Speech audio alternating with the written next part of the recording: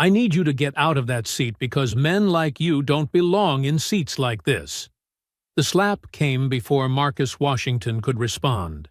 Open-palmed and deliberate. Diane Whitmore Ashford simply looked down at the man in seat 2A like she had simply corrected a disorder in the natural order of things. Marcus did not move, nor reach for his face. His hands rested flat on the legal files spread across his tray table. 4 years of work, 17 veterans, the most important case of his career waiting 18 hours away in a Washington courtroom. What Diane Whitmore Ashford didn't know was that the man she had just struck was the only person on that plane whose silence was more dangerous than anything she could say. Before continuing, comment where in the world you are watching from and make sure to subscribe because tomorrow's story is one you can't miss. The seat was perfect, wide, leather, cool to the touch. Marcus Jerome Washington had earned it, not with old money or a family name, but with 15 years of 60-hour weeks, cold coffee, and cases nobody else wanted to take. He settled into seat 2A, pressed his back against the cushion, and let out a slow, quiet breath. The boarding process was still underway. Around him, the first-class cabin hummed with the soft sounds of people finding their places, overhead bins clicking shut, flight attendants moving with practiced ease, the low murmur of conversation. Marcus paid none of it any attention. He had work to do. He laid his legal briefs across the tray table and put on his reading glasses. The documents were dense, hundreds of pages of VA records, denial letters, and government memos. Each page represented a man who had served this country and come home to find the country didn't much care. 17 veterans, 17 families, 17 stories of sacrifice that had been answered with bureaucratic silence and form letter rejections. Marcus had been carrying those stories for 4 years. Oral arguments were in 18 hours. He picked up his pen and underlined a key passage in the top brief. The government's argument rested on a narrow definition of systemic intent, a legal phrase specifically designed, Marcus believed, to make discrimination impossible to prove. He had spent months building the counter-argument. Every document in this stack was a brick in that wall. His sparkling water sat untouched in its cup holder. He hadn't noticed the flight attendant place it there. "Come home with a win, Marcus Jerome." He heard Angela's voice as clearly as if she were sitting beside him. He saw her at the departure gate, her warm brown eyes steady, her hands straightening his jacket lapels, even though they didn't need straightening. She had kissed his cheek, a soft, quick press of her lips just below his cheekbone. Then she stepped back and looked at him the way she always did before the big ones, like she already knew how it would end. Angela Washington had been a fourth-grade teacher for 12 years. She was not a lawyer, not a strategist, not a person who knew the difference between a circuit court and an appeals panel. But she understood people in a way Marcus sometimes envied. She had read those denial letters alongside him at the kitchen table. She had watched him pace the living room at 2 in the morning, talking through arguments to nobody. And when he had moments of doubt, which he did, though he kept them private, her voice was always the one that cut through.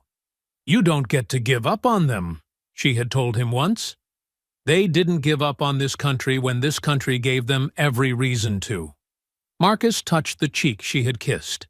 Then he looked back at his briefs. The cabin continued filling around him. A businessman in a gray suit settled across the aisle. A couple in matching travel jackets took the seats behind. Nobody bothered Marcus. Nobody looked at him twice. He was deep into the government's third counter-argument when he heard the sound of rolling luggage. Loud, deliberate, the kind of luggage that announced itself. He didn't look up immediately. People boarded with loud luggage all the time. He kept his eyes on the page, pen hovering, following a footnote about benefit eligibility thresholds. The rolling stopped. very close. He became aware of a presence at the edge of his row, not moving, not sitting, just standing there, waiting. He could smell expensive perfume, sharp and floral and a little too much of it. He still didn't look up. He heard a sharp exhale, the kind that wasn't accidental, the kind designed to be heard. Then the voice came, cool, certain, carrying the particular confidence of someone who had never once been told that they were wrong. "You're in my seat." Marcus finished the sentence he was reading. He set his pen down. He reached into his breast pocket and produced his boarding pass, crisp, unfolded, printed that morning. He held it up without looking at her. Seat 2A. His name. His ticket. He placed it on top of his briefs and picked up his pen again. There was a pause, brief and sharp, like the moment before weather changes. He looked up. Diane Whitmore Ashford was staring down at him, diamonds at her throat, sunglasses pushed up into perfectly styled hair. Her assistant stood 2 steps behind her, eyes down, boarding pass trembling slightly in her hands. Diane wasn't looking at the boarding pass Marcus had just shown her. She was looking at him, and the expression on her face said everything she hadn't said yet. Diane didn't move. She stood over Marcus the way people stand over things they intend to claim. Weight shifted forward, chin lifted, one hand resting on the top of his seat, like she was already measuring it for herself. Marcus held her gaze. Steady, unhurried. "Ma'am," he said, "I just showed you my boarding pass. I don't need to see your boarding pass." Her voice was the kind of smooth that comes from a lifetime of being listened to. "I need you to get out of my seat." Her assistant took a small step forward, boarding pass extended like a peace offering. "Mrs. Whitmore Ashford, if I could just— Your ticket actually shows—" "I didn't ask you." Diane didn't even turn around. The assistant went quiet. Her hand dropped. Marcus did not raise his voice. He did not shift in his seat. He folded his hands over his legal briefs and said simply, "This is seat 2A. My name is on the boarding pass I just showed you. I'd suggest you check your own ticket." Something moved across Diane's face. Not embarrassment, not confusion, something colder than both. She turned and snapped her fingers at the nearest flight attendant, a young man, no older than 30, who had been watching from the galley entrance with the careful expression of someone hoping not to get involved. He came forward anyway. That was his job. "This man," Diane said, gesturing at Marcus without looking at him, "is clearly in the wrong seat. He obviously made a mistake. I need this handled." The flight attendant glanced at Marcus, who held up his boarding pass without a word. The young man checked it carefully. Then he asked to see Diane's. Her assistant produced it before Diane could object. The flight attendant looked at both. Once, then again. His expression remained professional, but something behind his eyes flickered. The recognition of exactly what kind of situation this was. "Ma'am," he said carefully, "this gentleman is correct. Seat 2A is his assigned seat. Your ticket shows seat 2C, which is just— I know where 2C is." Her voice dropped to something sharper. "That's not what I asked you. I understand, but do you know who I am?" She said it without raising her voice, which somehow made it worse, like a door being locked rather than slammed. "My family has flown this airline exclusively for 22 years. 22 years. I want this handled appropriately, or I will make one phone call that will make your supervisor's week very, very difficult." The flight attendant stood his ground. Barely. "Ma'am, I'm not able to reassign a confirmed seat without—" "Fine." She cut him off like he hadn't spoken. "Fine." She turned back to Marcus. He had not moved, had not spoken, had not looked away from her. He simply sat in his seat, hands folded, and waited. Diane leaned in close, not close enough for the whole cabin to hear. just close enough for him. When she spoke, her voice was quiet, deliberate, each word placed like something she'd thought before, and had been waiting to say. "Men like you," she said, "don't belong in seats like this." The words landed like a stone dropped into still water. Marcus felt them move through him, down through his chest, and into something deep and old that he had spent his entire adult life refusing to let define him.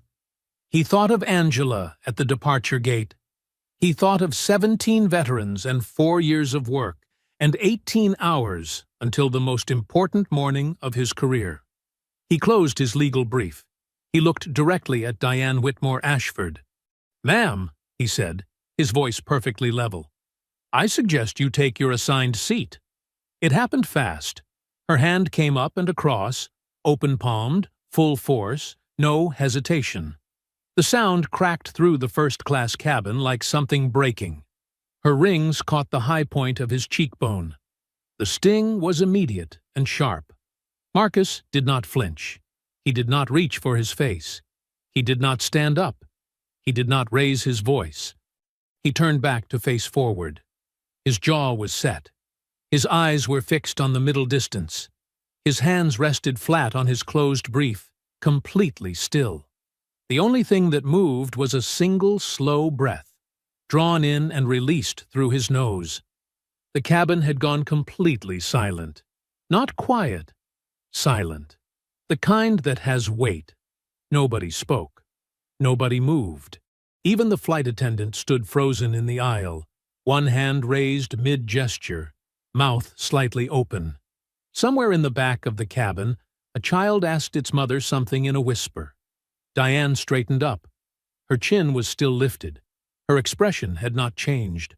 But her hand, the one that had struck him, dropped slowly to her side. The silence lasted 3 seconds. Then Captain Eleanor Reyes walked in from the forward galley, and the temperature in the cabin changed. She was not a tall woman, but she moved like someone who had never once questioned whether a room belonged to her. 20 years of flying had given her a particular kind of authority. Quiet, absolute, and completely impossible to argue with. Her 4-stripe epaulets sat sharp on her shoulders. Her dark eyes swept the cabin once and took in everything. The frozen flight attendant, the standing woman, the seated man with the red mark rising on his cheekbone. She had seen enough. "Ma'am." Her voice was even, controlled. The voice of someone who did not need volume to command attention. "I need you to step back from that seat." Diane turned slowly, like the request was barely worth acknowledging. "And you are?" "I'm the captain of this aircraft." She clasped her hands in front of her. "And I watched what just happened." Something shifted behind Diane's eyes. Quick, almost invisible. "I don't know what you think you saw." "I know exactly what I saw." Captain Reyes didn't raise her voice. She didn't need to. "And so do the overhead cameras this airline installed in every first-class cabin 3 months ago, following a passenger assault lawsuit. They record continuously from the moment the boarding door opens." She paused, letting that settle. Every word, every action, everything. The color in Diane's face shifted. Not quite pale, not quite red. Something caught between the two. Captain Reyes turned to the flight attendant. "Please call the gate agent. Now." The young man moved immediately, clearly relieved to have a direction. Diane's assistant took one quiet step backward. Diane herself did not move. She pivoted back toward Captain Reyes with the full force of everything she had, her name, her money, her certainty that the world would rearrange itself if she pushed hard enough. "Do you have any idea," she said, her voice climbing for the first time, "what my family's lawyers will do to this airline? I have been a platinum member for 22 years. I have a relationship with your executive team personally. And I was provoked. I was provoked by this man." She gestured at Marcus without looking at him. "Who refuses to behave appropriately and I want him removed. Not me. Him? Ma'am! Harold! She turned sharply toward the seats across the aisle. Harold! Say something! Senator Harold Bryce, silver-haired, patrician, completely still in his window seat, glanced up from his phone. His expression was careful, political, the expression of a man calculating distance. Diane, he said, his voice low and measured, I think you should listen to the captain. Her lips parted. Something that might have been betrayal crossed her face. Then she sealed it shut. 2 airport security officers appeared in the boarding door. The gate agent stood behind them. Captain Reyes addressed Diane with complete calm. A physical assault occurred on this aircraft.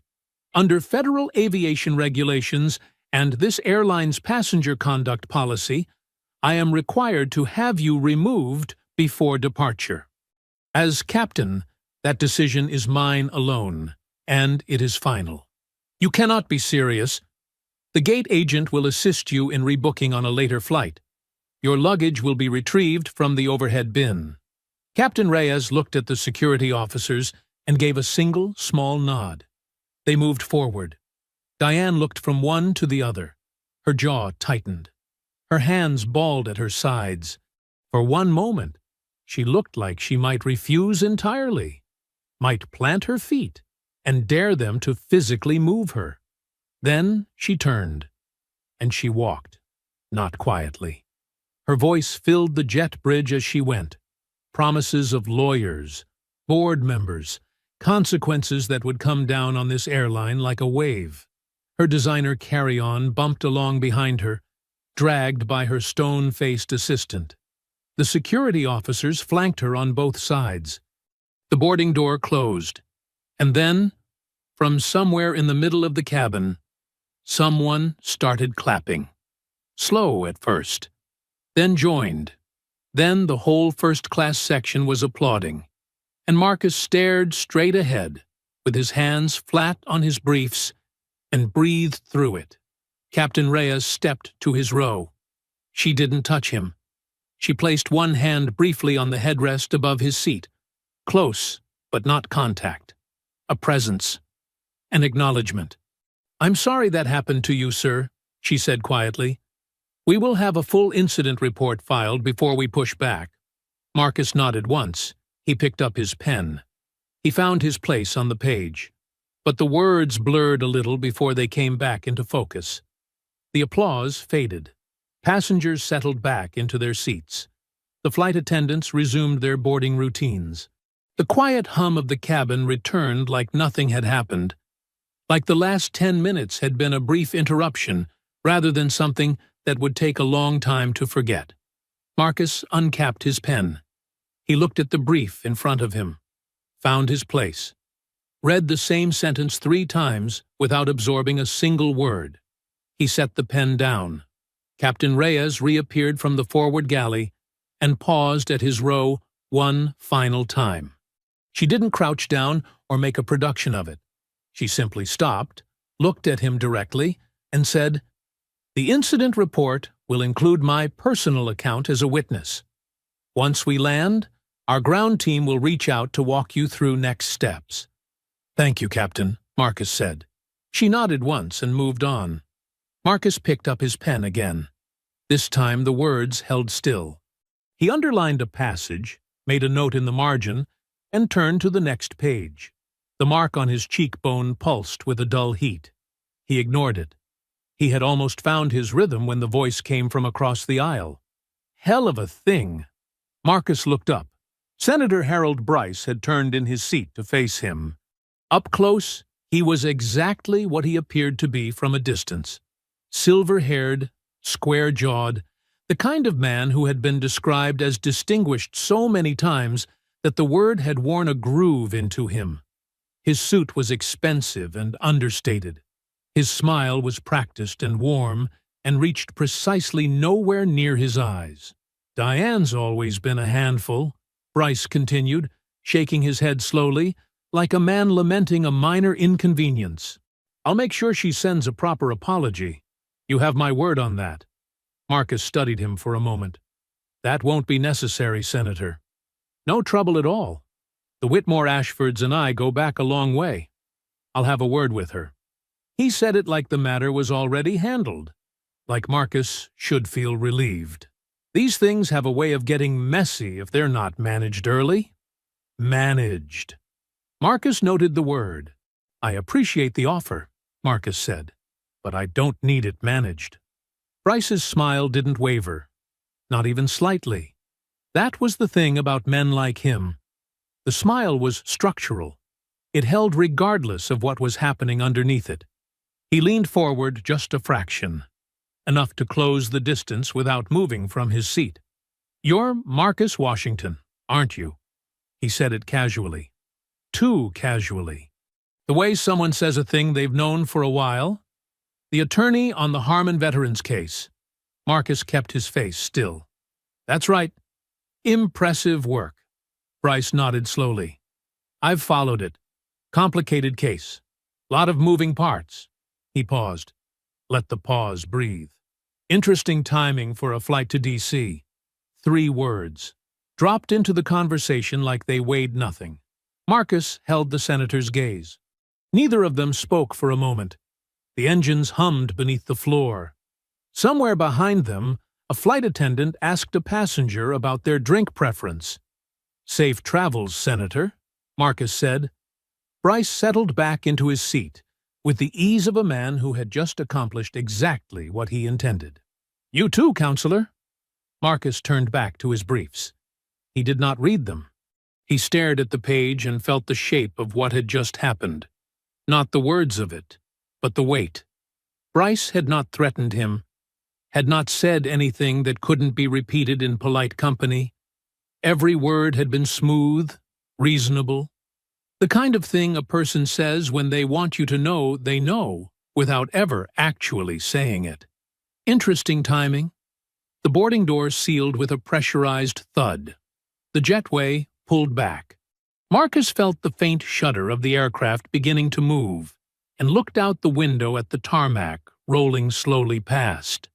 He thought about the memo buried in his discovery files, the efficiency review, Bryce's chief of staff on the signature line.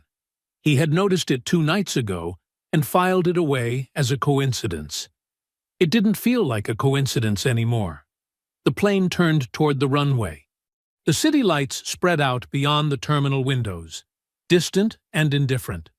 Marcus picked up his pen one more time, but instead of turning back to his legal brief, he opened a fresh yellow notepad to a clean page. He wrote one name at the top. Then he started making notes. The seatbelt sign clicked off with a soft chime. Around Marcus, first-class passengers shifted and relaxed into the rhythm of the flight. Shoes came off. Blankets unfolded. A woman 2 rows back reclined her seat and closed her eyes. The flight attendant moved through the cabin with quiet efficiency, collecting the last of the pre-departure cups. Marcus opened his laptop. He told himself he was going back to the oral argument prep. He had an outline to finish, a rebuttal to sharpen, 17 men depending on every word he chose. He opened the folder labeled Harmon 5, United States, via benefits, and stared at the contents. Then he opened a second folder. He didn't plan to. His hands just did it. The folder was labeled Senate Oversight, Discovery Batch 4. It was one of 6 document dumps the government had produced over the course of 2 years of litigation. Thousands of pages of bureaucratic records that his team had sorted through looking for anything useful. Most of it was noise, budget reports, internal memos, scheduling documents.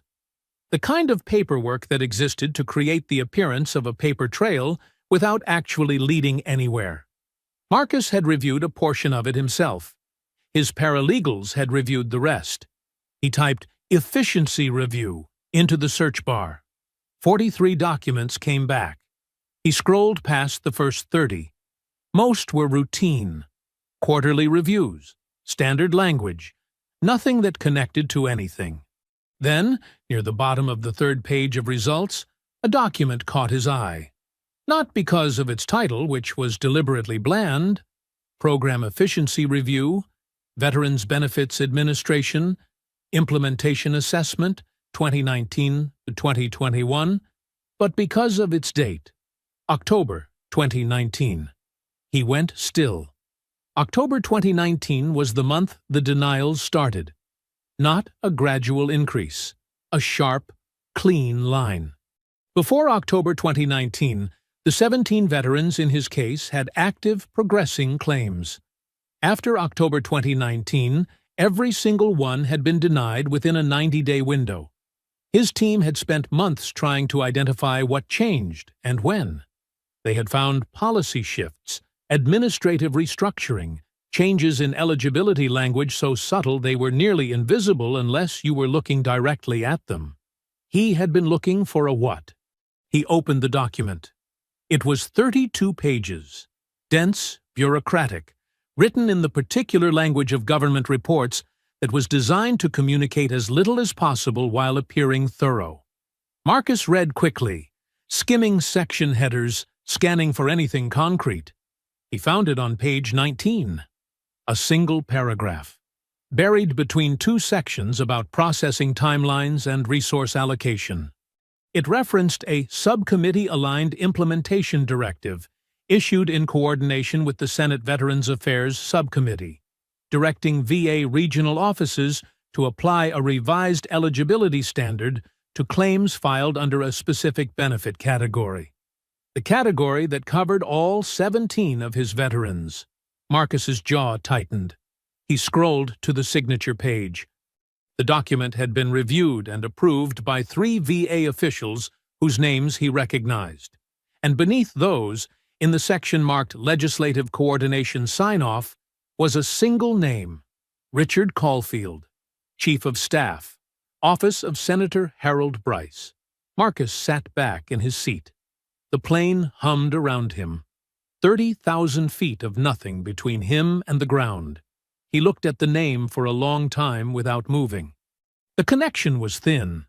He knew that. A chief of staff's signature on an administrative coordination document was not a smoking gun. It was not proof of anything on its own. A defense attorney would call it routine oversight, standard intergovernmental procedure, nothing more than a bureaucrat doing his job. But Marcus had not built 4 years of cases on smoking guns. He had built them on threads. You found a thread, and you pulled it, and you kept pulling until the whole thing came apart. This was a thread. He reached for his phone and connected to the plane's Wi-Fi. He found his paralegal's number and typed a message rather than calling. The cabin was quiet, and he didn't want an audience. Pull everything we have on the Senate Veterans Affairs Subcommittee, 2019 to 2022. Every document, every name, every communication. Tonight, if possible. Don't filter anything out. 3 dots appeared almost immediately. On it. Everything okay? He looked at Richard Caulfield's name on his screen. Working on it, he typed back. He closed the Harmon folder. He closed the Discovery folder. He sat with his laptop open and the screen glowing and didn't open anything else. The descent announcement came 40 minutes later. The flight attendant moved through the cabin collecting cups and asking passengers to return their seats to the upright position. Marcus's legal briefs sat exactly where he had left them, untouched for the last hour. He closed his laptop and looked out the window at the lights of Washington growing closer in the dark. One fight had become 2. The wheels touched down hard. Marcus blinked. He hadn't slept, hadn't even reclined his seat. But somewhere over Virginia he had drifted into the shallow, unsatisfying half-rest of a man whose mind refused to fully stop. He straightened up now, rolled his neck, and looked out the window at the dark sprawl of Reagan National sliding past. The seatbelt sign went off. The cabin stirred. Marcus reached into the overhead bin for his carry-on and stepped into the aisle. The man who had been seated behind Diane during the incident was 2 rows back. Mid-40s, open collar, the kind of person who blended into any first-class cabin without effort. As Marcus passed, the man caught his eye and gave a single, quiet nod. Not a word, just a nod. Marcus returned it and kept moving. He powered his phone on as he walked up the jet bridge. The screen lit up before he cleared the gate. Then it didn't stop lighting up. Missed calls, 11. Text messages, too many to count at a glance. 3 voicemails from numbers he didn't recognize. Emails stacking up faster than the screen could refresh. He stopped walking without meaning to, standing in the middle of the terminal corridor while a stream of passengers parted around him. The first news alert read, "Viral. Woman removed from flight after attacking black passenger in first class." The second read, "Video of first-class assault crosses, 11 million views in under 4 hours." Marcus stood very still. The man behind Diane had filmed it. All of it, from the moment she leaned in close to the slap to the applause as she was escorted out. He had posted it from the plane before they even pushed back, using the aircraft's Wi-Fi. By the time Marcus had been buried in discovery documents at 30,000 feet, half the country had already seen his face. He found the video, watched 30 seconds of it, watched himself sitting perfectly still after the blow landed, jaw set, hands flat, facing forward. Watched Captain Reyes walk in and dismantle Diane Whitmore Ashford's certainty with 8 sentences and a nod to the security officers. He put his phone in his pocket and kept walking. The car he had booked was waiting outside baggage claim. He loaded his bags, settled into the back seat, and spent the 40-minute ride to his hotel fielding calls. His firm's managing partner called twice. A producer from a national morning show left a voicemail. The director of a civil rights legal organization he had worked with 3 years ago sent a text that was 3 paragraphs long and ended with, "We stand with you completely. Whatever you need." It should have felt like something. Relief, maybe. Vindication. It felt like noise. He checked into his hotel at midnight, ordered room service he barely touched, and sat at the desk with his case files spread open in front of him. He had 5 hours before he needed to be dressed and moving. He used 3 of them working through his oral argument outline, tightening his language on the systemic intent question, anticipating the government's likely responses. Then he showered, lay down on top of the covers, stared at the ceiling. His phone buzzed on the nightstand. He reached for it automatically. A news alert. Not about the video this time. Exclusive. Whitmore Ashford spokesperson releases statement on viral flight incident. Marcus sat up. He read it once, slowly. Then he read it again. Diane's crisis team had moved fast. The statement described her as a woman who had been experiencing an acute anxiety episode at the time of the incident, an episode allegedly aggravated by what her spokesperson characterized as aggressive and escalating behavior from a fellow passenger who had refused repeated attempts at civil resolution. The language was careful and clinical, and designed to do one specific thing: make anyone who hadn't watched the video very carefully begin to wonder. There was a quote from her lead attorney at the bottom. Our client was in a vulnerable medical state and was met with hostility rather than compassion. We are exploring all available legal options and expect a full and fair accounting of the events as they actually occurred. Marcus set his phone face down on the nightstand. He looked at the ceiling for a long moment. Then he turned off the lamp, put his head on the pillow, and closed his eyes. He did not sleep for a long time. Outside the window, Washington, D.C. hummed on through the night, indifferent and awake, the way it always was, full of people sharpening their knives in the dark. Marcus was up at 5:30. He didn't need an alarm. He never did before the big ones. His body knew. He showered, shaved, and dressed with the careful deliberateness of a man preparing for battle. Charcoal suit, white shirt, a tie Angela had given him 2 Christmases ago that she claimed made him look like someone who wins. He stood at the bathroom mirror and straightened it twice. Then he picked up his briefcase, his legal files, and his coffee, and walked out into the gray Washington morning. His co-counsel, Diane, no relation, a fact Marcus had stopped finding darkly amusing sometime around the 3rd year of working together, was waiting for him in the lobby of the building his firm had rented as temporary office space 3 blocks from the courthouse. She was sharp, meticulous, the kind of lawyer who read footnotes for pleasure. She had been with him on this case from the first deposition. She met him at the door, and he knew immediately. Her face was wrong. "Tell me," he said. She handed him a single printed page. It came through at 4 this morning. Marcus read it standing in the doorway, the morning air cold at his back. It was a recusal notice. The Honorable Patricia Ellison, their judge, the judge who had presided over 4 years of pretrial hearings, who had read every brief and heard every motion, who had shown careful and considered interest in the systemic evidence Marcus's team had built, had recused herself. The reason cited was a procedural conflict, filed by opposing counsel late the previous evening. A technical objection about a prior professional connection that was so thin, Marcus had to read it twice to confirm it wasn't a joke. It was not a joke. He lowered the page. "Who's the replacement?" His co-counsel pressed her lips together. "Harlan Price." Marcus knew the name. Every civil rights attorney who had argued in federal court in the last decade knew the name. Judge Harlan Price was not corrupt, not on paper, not provably. He was simply a man who had spent 20 years finding precise legal reasons to rule against plaintiffs in civil rights cases. He was meticulous about it, almost elegant.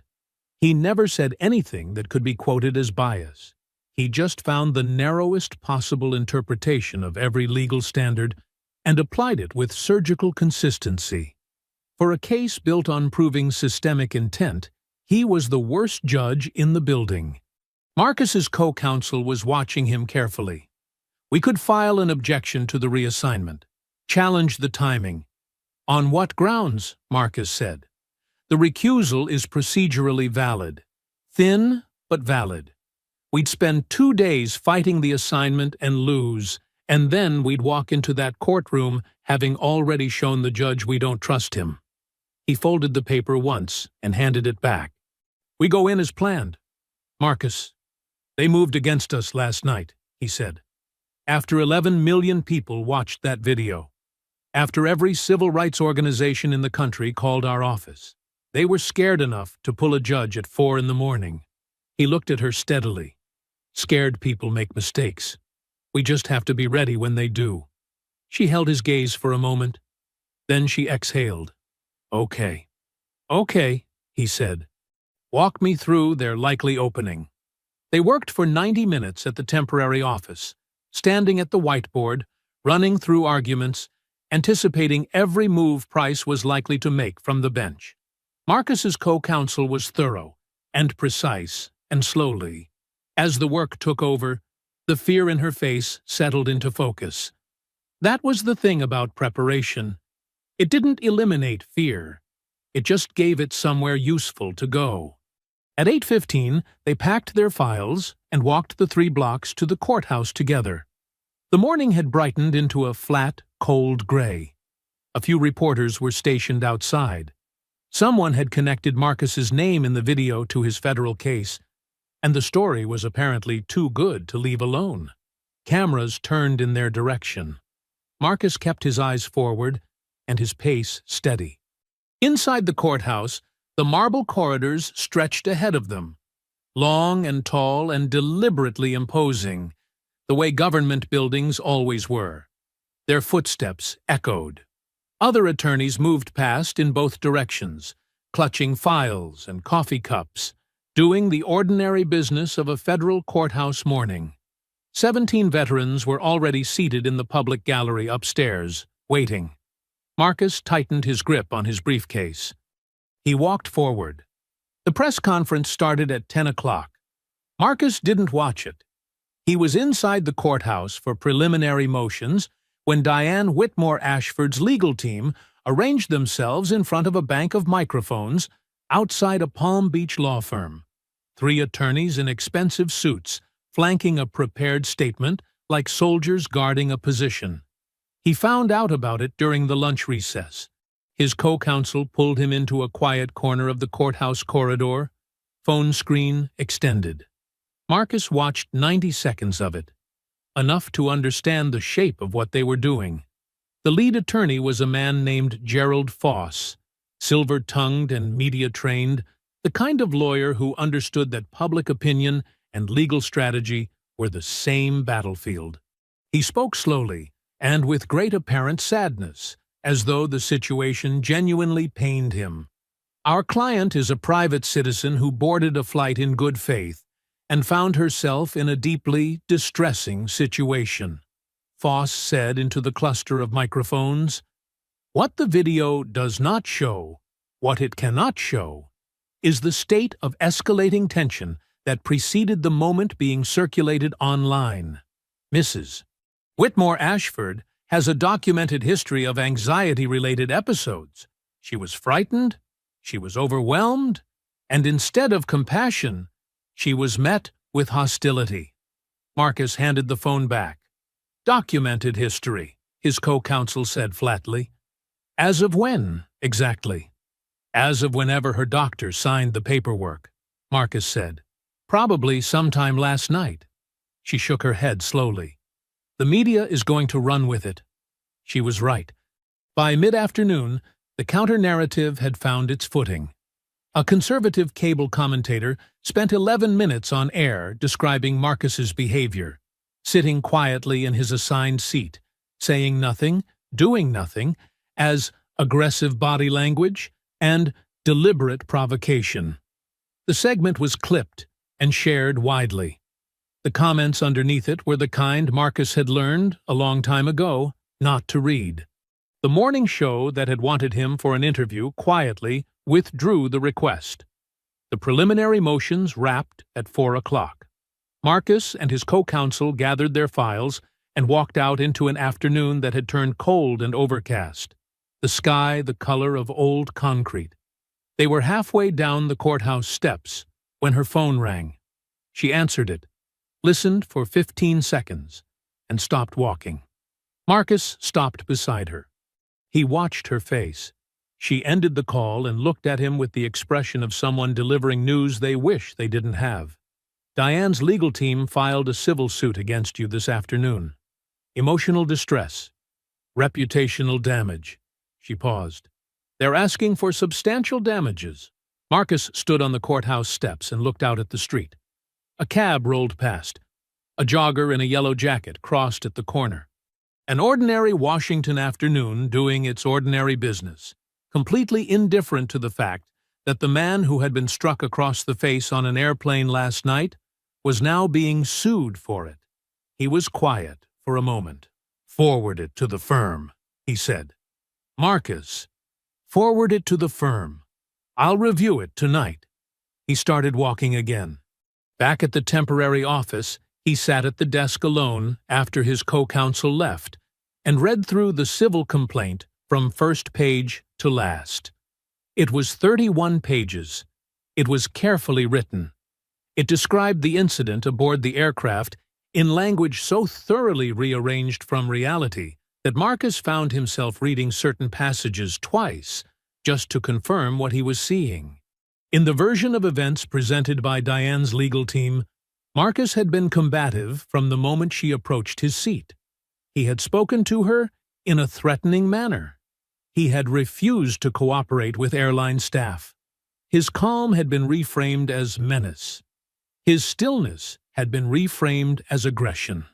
The slap, described in the complaint as an involuntary physical response to an acute anxiety episode, occupied exactly one sentence. Marcus set the document down. He thought about the 17 veterans upstairs in that gallery today.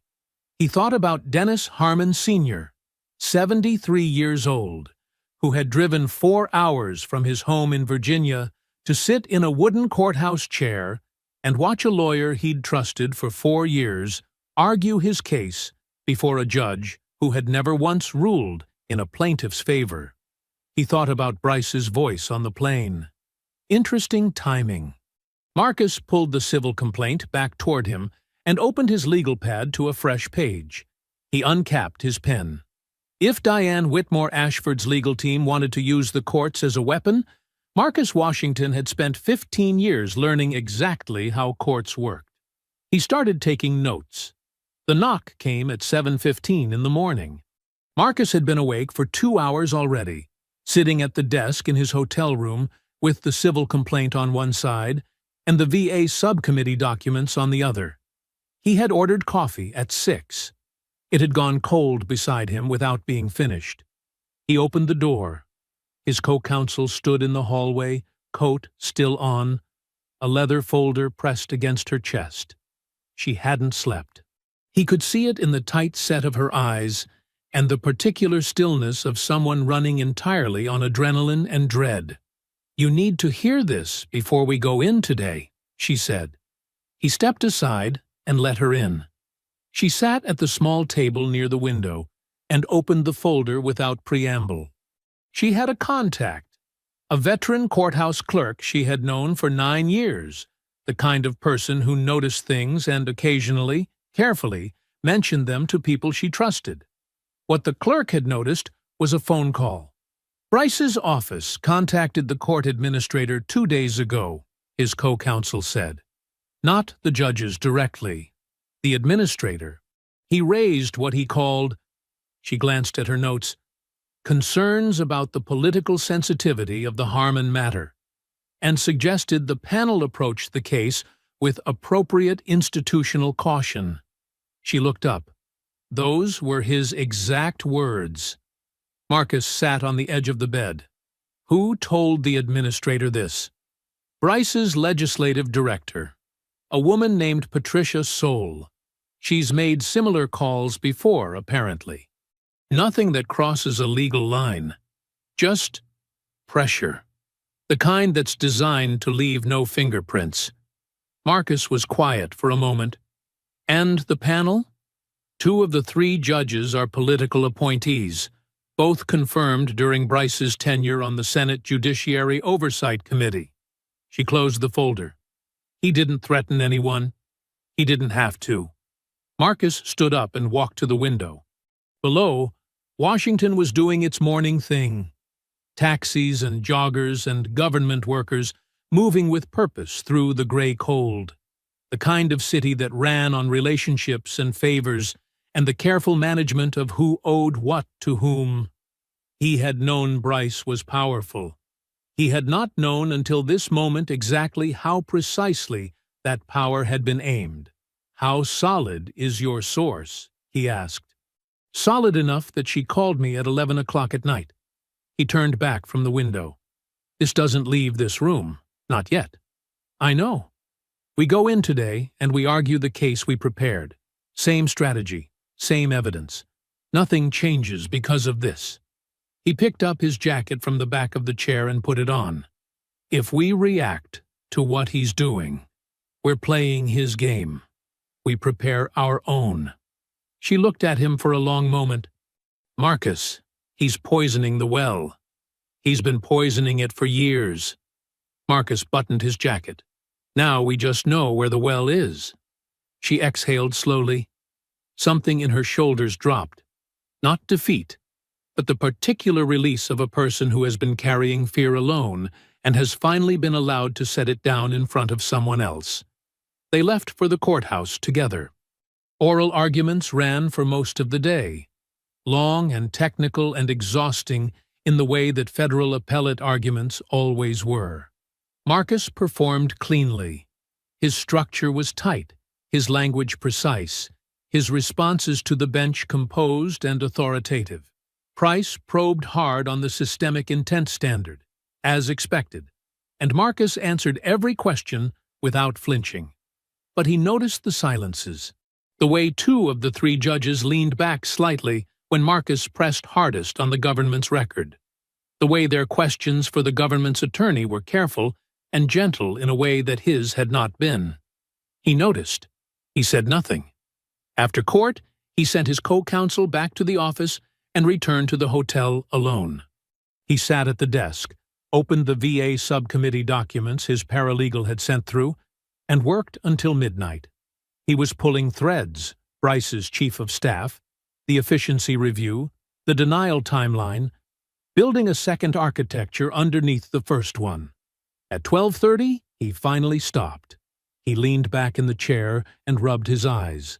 On the corner of the desk, half buried under documents, was the notepad he had started on the plane. One name at the top, a page and a half of notes beneath it. He looked at it for a long moment. Then he pulled it free from the stack, flipped to a fresh page, and kept going. The courtroom was full. Every seat in the public gallery was taken.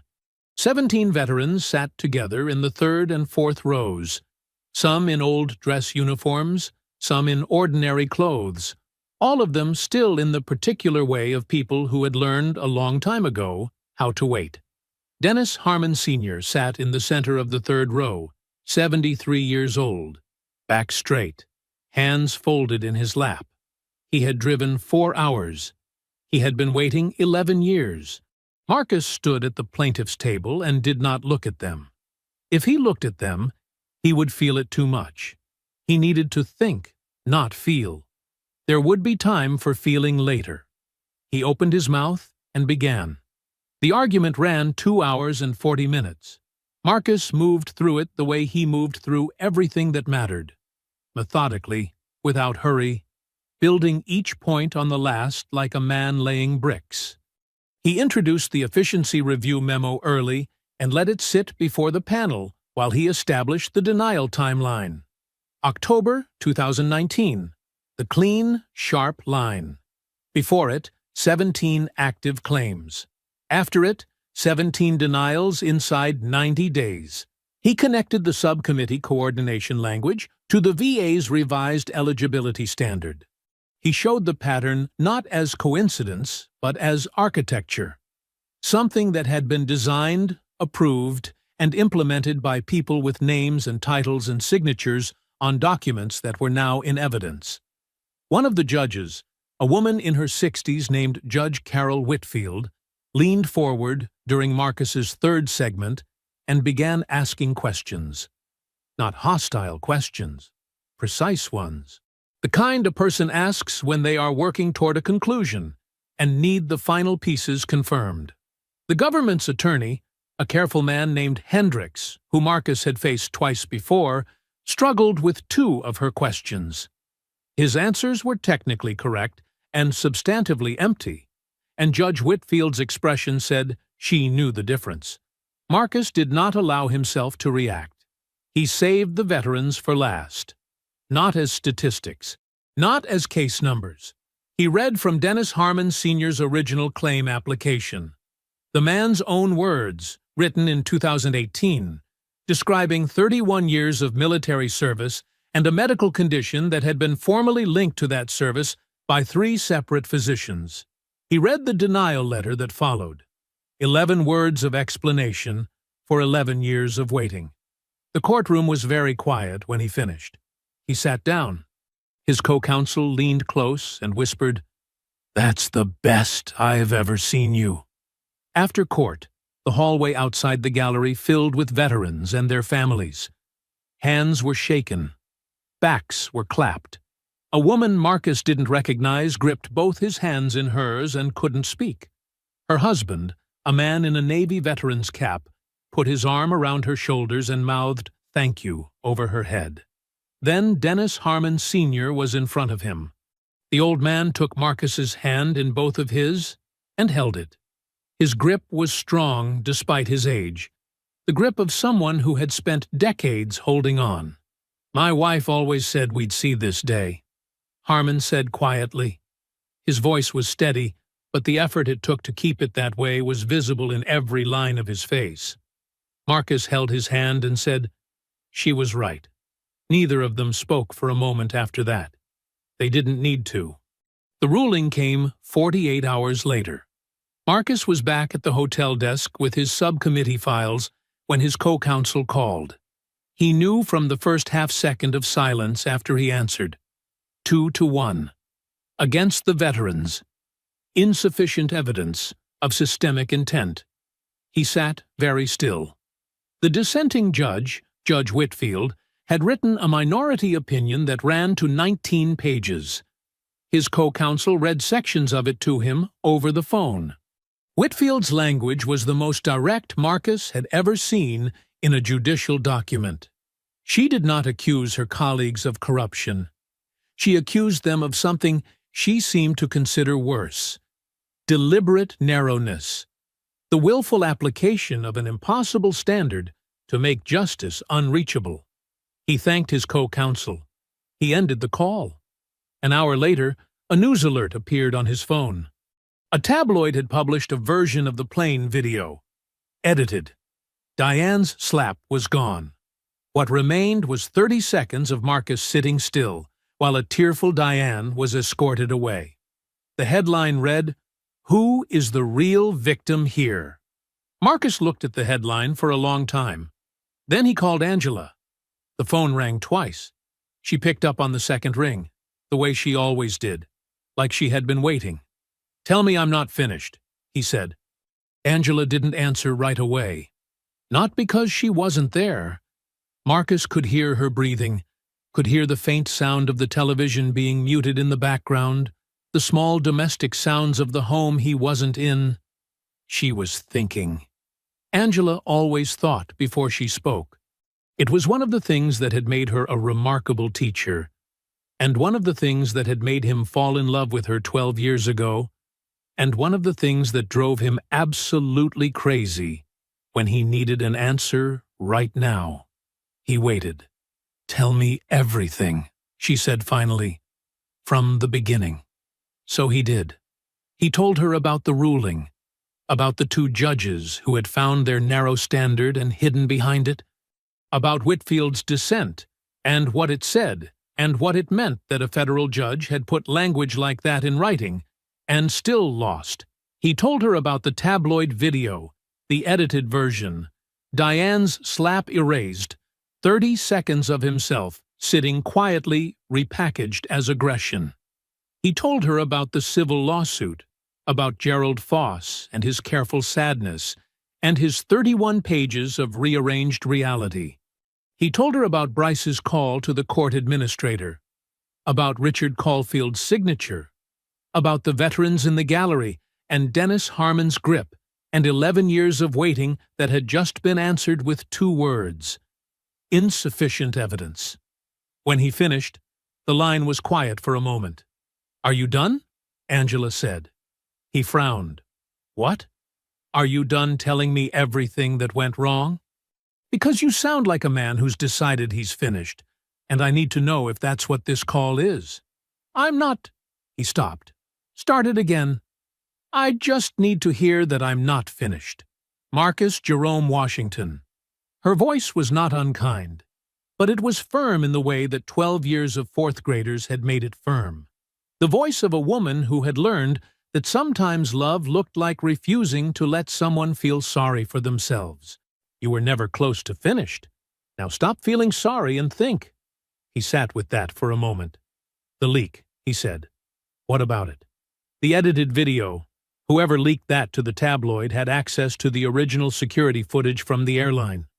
That footage was filed as part of the incident report, which means it was in the hands of the airline's legal or security department." He was on his feet without realizing he'd stood up, pacing the narrow strip of carpet between the desk and the window. Diane's team couldn't have gotten to it on their own. Someone inside that airline gave it to them. "Then find out who," Angela said simply. "Reyes," he said. "Captain Reyes filed the incident report. She would know what happened to the footage after it was logged.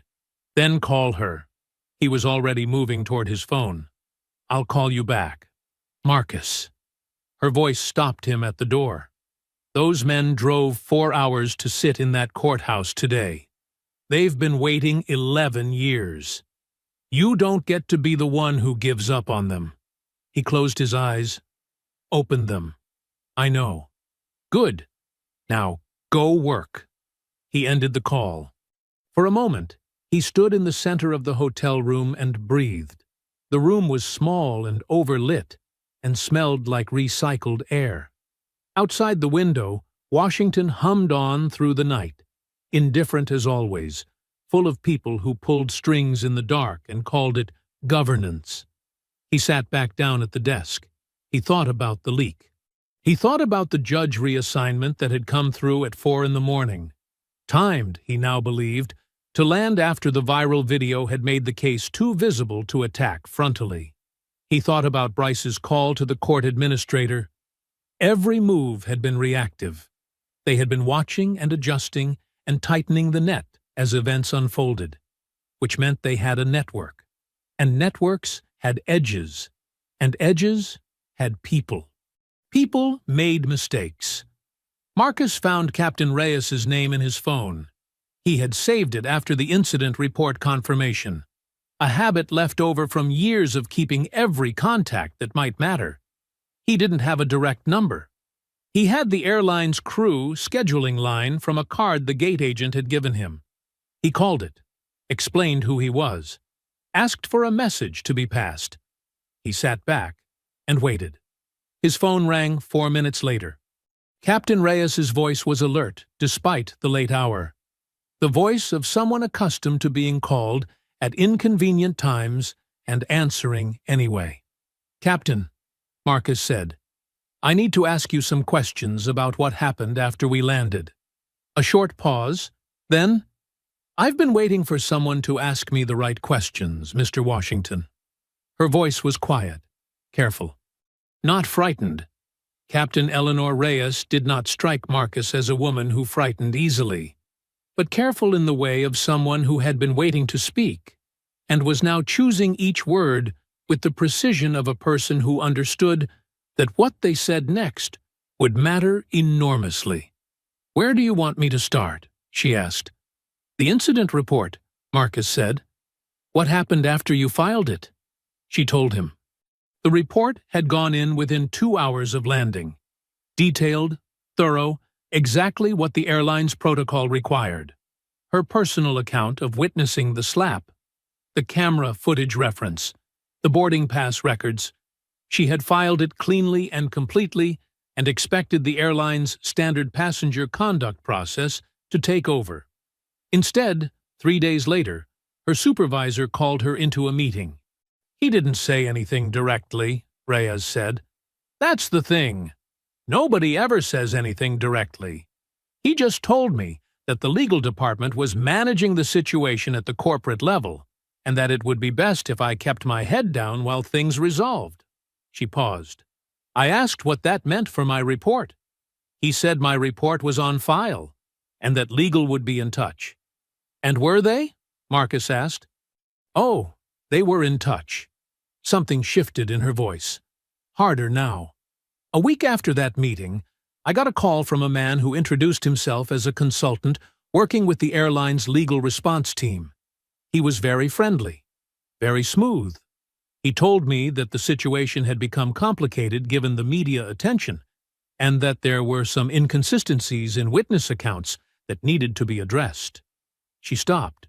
"He asked me if I would be willing to review my statement and consider whether the physical contact between Mrs. Whitmore Ashford and the passenger might have been, his word, ambiguous. Whether it was possible I had misread the situation given the stress of the moment." Marcus was quiet. "I told him I hadn't misread anything," Reyes continued.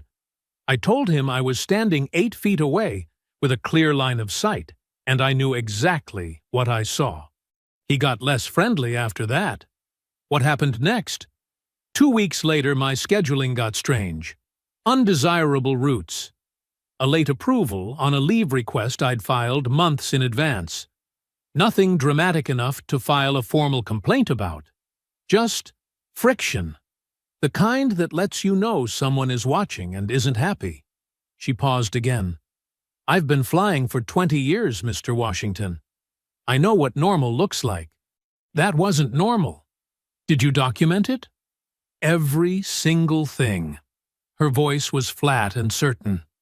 Every email, every scheduling irregularity, every voicemail I saved. I have the consultant's name, the dates of every contact, and a written record of every conversation I had with my supervisor about this matter. A brief silence. I started keeping records the day after that first call. I didn't know exactly what I was building, but I knew I was building something. Marcus leaned forward over the desk. Captain, I need you to send me everything. Tonight, if possible. I have a secure file transfer system. I'll text you the link the moment we hang up. Already on my laptop, she said simply. He exhaled. I also need to ask you something directly. The original security footage.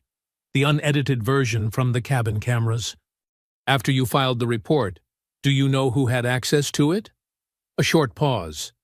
The incident report automatically flags the relevant footage and routes it to the airline's security and legal departments.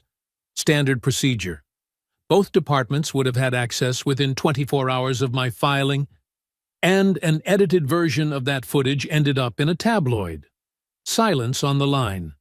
He could hear her processing it, connecting the same points he had connected an hour ago. The consultant, she said quietly. The one who called me.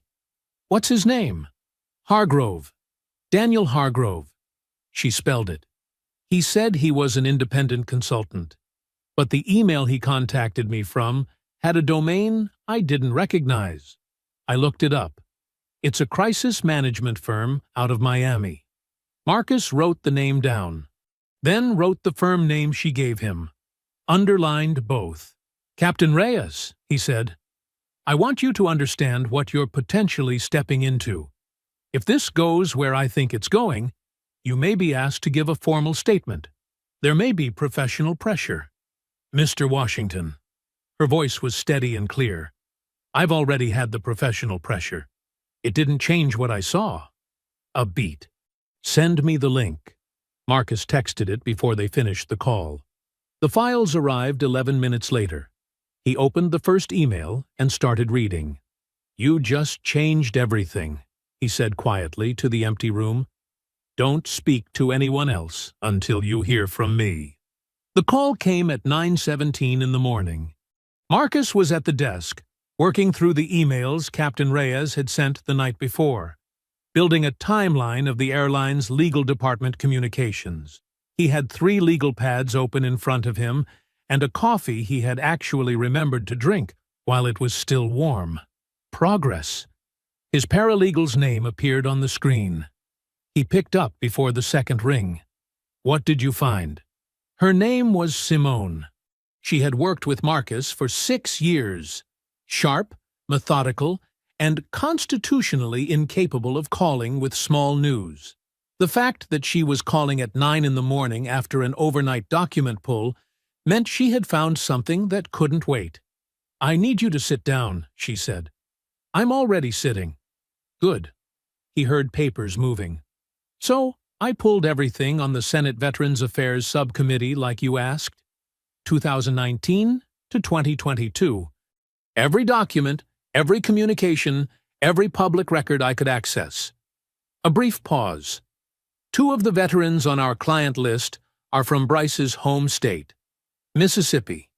A man named Carl Webb and a man named Robert Dutton. Both served. Both had their benefits denied in that October 2019 window. Both wrote directly to Bryce's Senate office asking for help. Marcus's pen stopped moving. They wrote to his office, he said carefully. Formal constituent assistance requests. The kind senators handle all the time. Someone's benefits got denied. They reach out to their representative. The office makes inquiries. Simone's voice was steady but tight. I pulled the responses. Marcus, both men received form letters, signed on Bryce's letterhead. The language is almost identical in both. I'm reading from Webb's right now. He heard her take a breath. After careful review, This office has determined that your claim is unlikely to meet current eligibility thresholds under applicable VA guidelines. We encourage you to accept the determination and explore other available support programs. Silence on the line. Marcus set his pen down very slowly. He told them to give up, Marcus said. He told them to give up, Simone confirmed. Men who wrote to him for help. His own constituents. And he signed letters personally discouraging them from pursuing appeals. Using language that directly echoed the revised eligibility standard his own chief of staff helped implement. Another pause. The letters are time-stamped November 2019, 1 month after Caulfield signed off on the efficiency review. Marcus stood up. He walked to the window and stood there looking at the street below without seeing it. His mind was moving fast. Not with anger, though the anger was there, low and steady like something burning underground. His mind was moving through the architecture of what Simone had just handed him. Bryce hadn't just helped design the system that denied these men their benefits. He hadn't just signed off on the bureaucratic machinery that made the denials happen. When 2 of his own constituents had come to him personally, had trusted him the way citizens trust their elected representatives, had written letters and waited for responses, and opened envelopes with his name on them, he had used that trust to push them further away from justice. He had known exactly what he had done to them, and he had helped make sure they stayed done. Are the letters original documents? Marcus asked. Certified copies from both veterans' personal files. Webb kept everything. He said his wife told him never to throw away anything from a government office. Dutton's daughter has his file. I've already been in touch with both of them this morning. They're willing to cooperate fully. Marcus turned from the window. I need affidavits from both of them. Formal statements connecting the letters to their appeal decisions. Can you have them drafted by end of day? Already started. He almost smiled. Simone? I know, she said. Call me when you know what you're doing with it. He ended the call. He stood in the center of the room and looked at his 3 open legal pads. Then he picked up his phone again and found the number he had been given 2 nights ago. A private cell, passed to him quietly by Judge Whitfield after he had reached out through a mutual colleague. She answered on the 3rd ring. Mr. Washington. Judge Whitfield, he kept his voice measured. I need 30 minutes of your time, not as a judge. As a private citizen who wrote 19 pages about what justice requires and what happens when courts fail to deliver it. A long pause on the line. I think, she said slowly, that you should come to my office. He was already reaching for his jacket. He called his co-counsel from the elevator. Clear your calendar, he said when she picked up. We're not appealing. We're opening a new front. Judge Whitfield's office was exactly what Marcus had expected. Books on every wall. A desk buried under carefully organized files. 2 framed photographs. One of a graduating law school class. One of a woman Marcus didn't recognize standing in front of what looked like the Supreme Court steps. The judge herself was already seated when he arrived, coat off, reading glasses on, a yellow legal pad open in front of her. She did not waste time on pleasantries. Sit down, Mr. Washington. Tell me what you have. He told her everything. The efficiency review memo, Caulfield's signature, Webb and Dutton's constituent letters, Captain Reyes's documentation of the airline's legal department and its coordination with Diane's team, the edited video leak, Bryce's call to the court administrator. He laid it out in order, clean and precise, the way he would lay out an argument before a bench, each piece connected to the next, the architecture visible. Whitfield listened without interrupting. She made notes on her legal pad. When he finished, she sat back and looked at him over the top of her glasses. What you're describing, she said carefully, is not an appeals matter. What you're describing is a conspiracy to deprive citizens of their constitutional rights under color of law. That's a federal criminal question. She paused. Which means it belongs in a very different office than mine. I know, Marcus said. I need to know whose office. She looked at him for a long moment. Then she wrote a name and a direct phone number on a piece of paper and slid it across the desk. Thomas Garrett, she said. Assistant U.S. Attorney. He ran public corruption cases in the Southern District for 8 years before he moved here. He is thorough. He is patient. And he does not make moves he cannot finish. She tapped the paper once. Tell him I sent you. He'll listen. Garrett's office was across the city. Marcus was there within the hour. The meeting lasted 2 hours and 40 minutes. Garrett was a compact, quiet man in his early 50s who asked questions the way a surgeon used a scalpel. Small, precise, and aimed at exactly the right place. He read every document Marcus had brought. He asked Simone to send the veteran affidavits directly to his secure server while they were still in the room. He asked 3 questions about Captain Reyes's email documentation and then asked for her direct contact information. At the end of the meeting, he folded his hands on his desk. I'm going to need the complete security camera archive from the airline, he said. Not the incident footage, everything. Full boarding sequence, jet bridge cameras, all of it from that night. The airline's legal department has been cooperative with Diane Whitmore Ashford's team, Marcus said. They may push back on a voluntary request. Garrett almost smiled. I wasn't planning to ask voluntarily. The subpoena was issued the following morning. Marcus was in the temporary office with his co-counsel when Garrett's investigator called with the first results from the footage review. He put the call on speaker. The cabin footage was what they already knew. Diane's approach, the slap, Captain Reyes, the removal. But the full archive extended further. The jet bridge camera, positioned at the boarding door, had been running from the moment the gate agent opened the door for pre-boarding. 12 minutes before general boarding began, 2 figures appeared in the jet bridge. Diane Whitmore Ashford and Senator Harold Bryce. They stood together near the far wall, away from the gate agent's desk. The audio was clear. Bryce's hand rested on Diane's arm. His lips moved. She nodded twice. The exchange lasted less than 90 seconds. Then they separated. Bryce moving toward the boarding door first, Diane following 2 minutes later. Marcus's co-counsel put both hands flat on the desk and stared at the phone. The footage also captured, in full unedited audio, Bryce's post-slap conversation with Marcus in the cabin. You're Marcus Washington, aren't you? The attorney on the Harmon veterans case.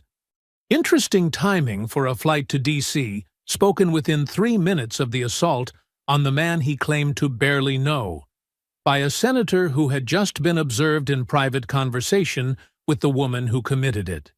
That same afternoon, Marcus's firm's social media researcher surfaced 15 years of documented connection between Bryce and the Whitmore Ashford family, charity galas, fundraising dinners, a federal land use vote in 2021 that had directly cleared the way for Diane's largest real estate development. The slap had been impulsive. The cover-up had been coordinated. Garrett called Marcus at 6 o'clock. We're opening a formal criminal investigation, he said. Conspiracy to deprive citizens of rights under color of law. I'll be in touch. Marcus set his phone down on the desk. He looked at his co-counsel across the room. Neither of them spoke for a moment. Then she said very quietly, There it is. The news broke on a Tuesday. By Wednesday morning, Senator Harold Bryce's office had released a statement announcing that he would not seek re-election and was resigning immediately from the Senate Veterans Affairs Subcommittee to, the statement used the phrase 3 times, focus on family. His chief of staff, Richard Caulfield, had already retained a criminal defense attorney. By Thursday, Garrett's office confirmed that Caulfield had agreed to cooperate fully with the federal investigation in exchange for consideration on his personal charges. Bryce was done. He just hadn't admitted it publicly yet. Diane Whitmore Ashford's federal assault charge, filed by the U.S. Attorney's Office and classified as a federal offense committed aboard a commercial aircraft in transit, was reinstated the same week. Her medical defense collapsed on contact with reality. Her physician, subpoenaed and placed under oath, confirmed that Diane had no diagnosed anxiety condition of any kind. The documentation her crisis team had waved at the media had been prepared 4 days after the incident by a private practitioner who had seen Diane exactly once. Her civil lawsuit against Marcus lasted 2 more weeks before a federal judge dismissed it entirely. The dismissal was not quiet. The judge found the suit to be frivolous and retaliatory, filed not in good faith, but as a legal weapon designed to burden and intimidate the victim of an assault. She sanctioned Diane's legal team and ordered Diane personally to pay every dollar of Marcus's legal fees from the suit's filing to its dismissal. Gerald Foss, Diane's lead attorney, gave no press conference this time. The original, unedited security footage, every second of it, cabin and jet bridge both, was released publicly by Garrett's office as part of the criminal case record. It was everywhere within hours, 12 minutes before boarding. Bryce's hand on Diane's arm, the clean, unambiguous crack of the slap. Marcus facing forward, perfectly still. Captain Reyes dismantling a woman who had never once been told no. Diane's real estate firm lost 3 senior partners in 5 days. 2 major development deals were quietly withdrawn. The 2 appeals judges who had ruled against the veterans, their names now attached to Bryce's interference in every news story being written, issued a rare sua sponte reversal. They reconsidered their own ruling in light of newly available evidence and remanded the case with written instructions that left no room for interpretation. The veterans would prevail. It was, as Marcus's co-counsel put it when she called him with the news, as close to an apology as a federal court ever gets. Marcus was on the phone with Simone when the call came through from Dennis Harmon Sr.'s daughter. He switched over. She was crying before she got through her first sentence. Her father had received his full back benefits determination that morning. 11 years of denials reversed in a single letter. The VA had fast-tracked the review under what Garrett's office had quietly described to them as significant federal interest. "He wants to talk to you," she managed. "He's been sitting by the phone." Harmon Sr. came on the line. His voice was the same as it had been in the courthouse hallway. Steady, deliberate. The voice of a man who had learned how to carry weight over a very long time. "I need you to know," the old man said, "that I never stopped believing." Marcus sat very still at his desk. He pressed his free hand flat against the surface and looked at nothing in particular. "Neither did I," he said. Neither of them spoke for a moment. They didn't need to. He flew home on a Friday evening. First class. Seat 2A. He settled in before general boarding, put his reading glasses on, and opened the new case file across his tray table. There were always more. There were always people who needed someone willing to pull threads and keep pulling until the whole thing came apart. He had known that when he started. He would know it when he finished, whenever that was. The boarding door opened. Passengers filed in. Then Captain Eleanor Reyes appeared from the forward galley, and Marcus looked up. She stopped when she saw him. Something moved across her face. Not surprise exactly, but the particular warmth of a thing coming full circle. She looked at him in seat 2A, legal files spread across his tray, reading glasses on, completely at ease. "How'd it go?" she asked. Marcus looked up at her. "We won," he said. She nodded once. The way people nod when a thing that should have always been true finally becomes true. The boarding door sealed. The engines built beneath the floor. Marcus looked down at the first page of the new file and began to read. Outside the window, the ground fell away. The sky opened wide and clear. If you enjoyed the story, Leave a like to support my channel, and subscribe so that you do not miss out on the next one. On the screen, I have picked 2 special stories just for you. Have a wonderful day.